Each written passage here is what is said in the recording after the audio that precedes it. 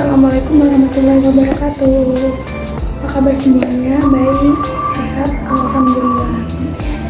Nah, sebelum kita memulai pembelajaran, alangkah lebih baiknya kita berdoa menurut agama dan kepercayaan masing-masing.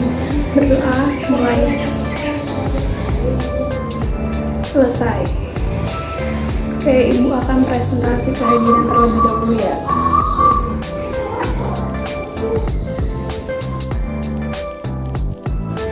Sepertinya semuanya sudah hadir. Kita akan langsung saja kepada materi. Jadi, pertemuan kali ini kita akan membahas tentang proses pelayaran samudera bangsa-bangsa Eropa. Bangsa Barat yang melakukan pelayaran samudera ini ada 4 negara.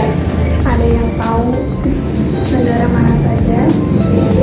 Yang pertama ada Spanyol, Inggris, Belanda, dan Portugis. Tapi sebelum itu kita perlu tahu dulu latar belakang dari pelayaran bangsa Barat ini. Yang pertama, jatuhnya Konstantinopel ke tangan Turki Utsmani.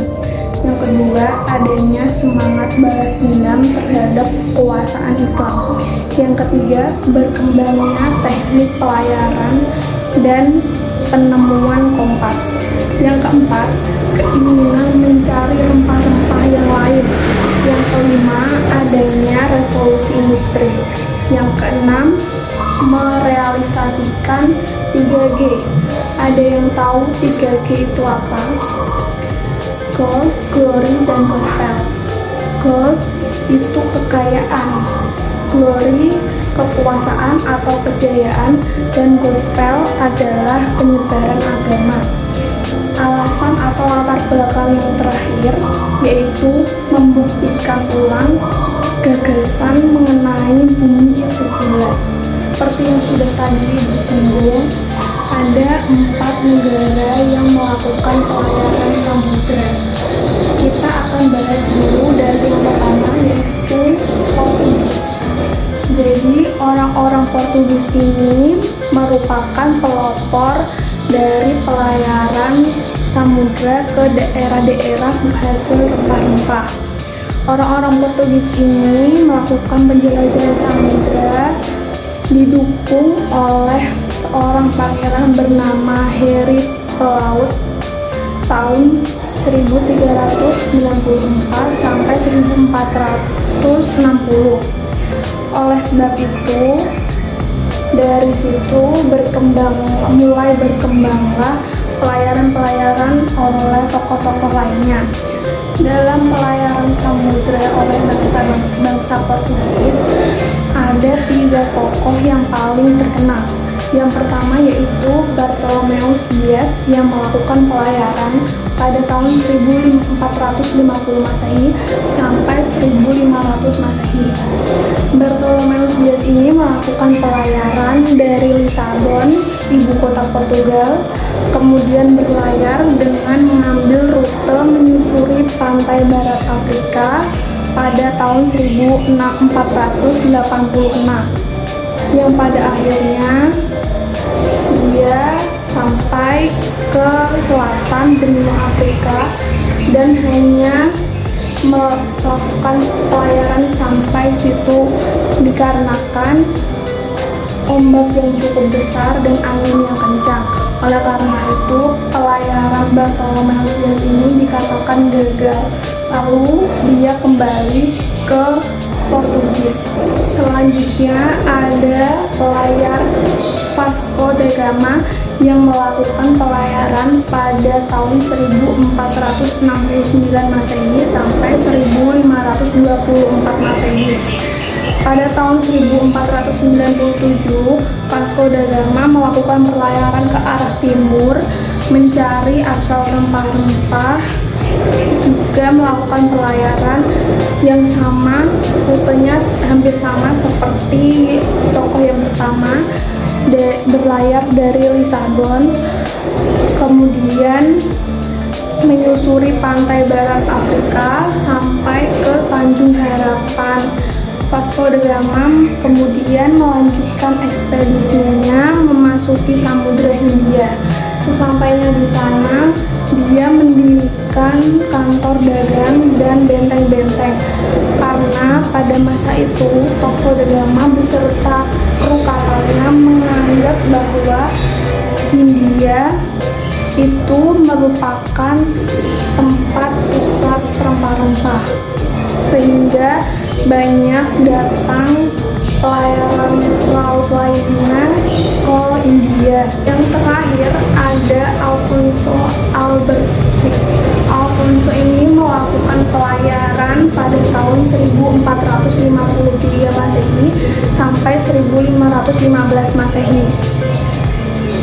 Rute pelayarannya itu sama seperti pelayaran sebelumnya, yaitu Vasco da Gama, karena memang melanjutkan pelayarannya. Jadi, setelah pelayarannya ini dilakukan setelah mereka atau orang-orang Portugis ini tahu bahwa ternyata India bukanlah pusat rempah-rempah, melainkan ada satu negara lain atau daerah lain yang menjadi pusat rempah-rempah Asia, yaitu Malaka. Oleh karena itu, Alfonso memulai ekspedisi baru sampai ke Malaka melalui jalur yang sudah pernah dilewati oleh tokoh-tokoh sebelumnya. Sebelum kita melanjutkan pada materi berikutnya, apakah ada yang ingin ditanyakan terlebih dahulu? Ya, siapa yang ingin bertanya silakan. Oke, baik. Pertanyaannya itu, apakah ada tokoh lain dari Portugis yang melakukan pelayaran samudera? Jadi jawabannya itu ada. Jadi ada dua pelayar lainnya yang juga melakukan pelayaran samudera di masa yang hampir sama.